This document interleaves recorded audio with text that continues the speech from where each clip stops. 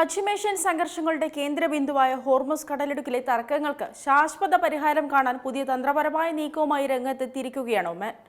Iran മാത്രം ഒറ്റയ്ക്ക് മേഖല നിയന്ത്രിക്കുന്നതിന് പകരം ഗൾഫ് രാജ്യങ്ങളെ കൂടെ ഉൾപ്പെടുത്തി സംയുക്തമായി കടലിടുക്ക് കൈകാര്യം ചെയ്യണമെന്ന ഗൾഫ് ഫോർമുലയാണ് ഒമാൻ ഇറാന് മുന്നിൽ അവതരിപ്പിച്ചിട്ടുള്ളത്.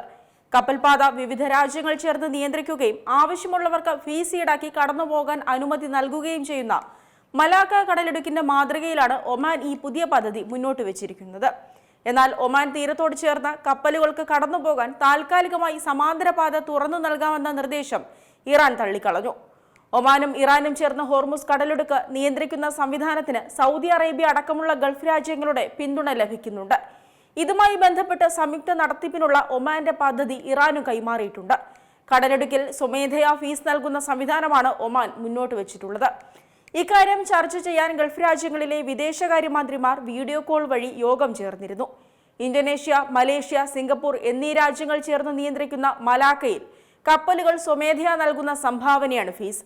സമാനമായ രീതിയിൽ ഇറാനും ഒമാനും ചേർന്ന് ഹോർമുസ് നിയന്ത്രിക്കാനാണ് പദ്ധതിയിലൂടെ ലക്ഷ്യമിടുന്നത്.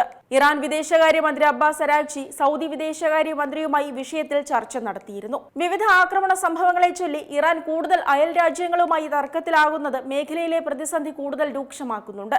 അതേസമയം 13 രാത്രികൾ നീണ്ട കനത്ത ആക്രമണങ്ങളാണ് ഇറാനെ ഇപ്പോഴത്തെ ചർച്ചകളിലേക്ക് എത്തിക്കുന്നതെന്ന് അമേരിക്കൻ പ്രസിഡന്റ് ഡൊണാൾഡ് ട്രംപ് അവകാശപ്പെട്ടു.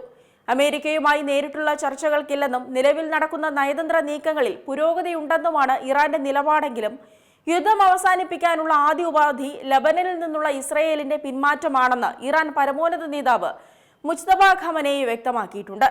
അതിനിടെ പശ്ചിമേഷ്യൻ യുദ്ധത്തിന്റെ ഭാവി നിർണ്ണയിക്കുന്ന നിർണായക കൂടിക്കാഴ്ചയ്ക്കായി ഇസ്രയേൽ പ്രധാനമന്ത്രി ബെഞ്ചമിൻ നെതന്യാഹു അമേരിക്കയിലെത്തി ഡൊണാൾഡ് ട്രംപുമായി ചർച്ച നടത്തുകയാണ്. ഹോർമുസ് കടലിടുക്കിലെ നിയന്ത്രണത്തെ ചൊല്ലിയുള്ള ഈ പുതിയ സംഭവ വികാസങ്ങൾ പശ്ചിമേഷ്യൻ രാഷ്ട്രീയത്തെ വലിയ വഴിത്തിരിവുകളിലേക്ക് നയിക്കുമെന്നാണ് വിലയിരുത്തലുകൾ.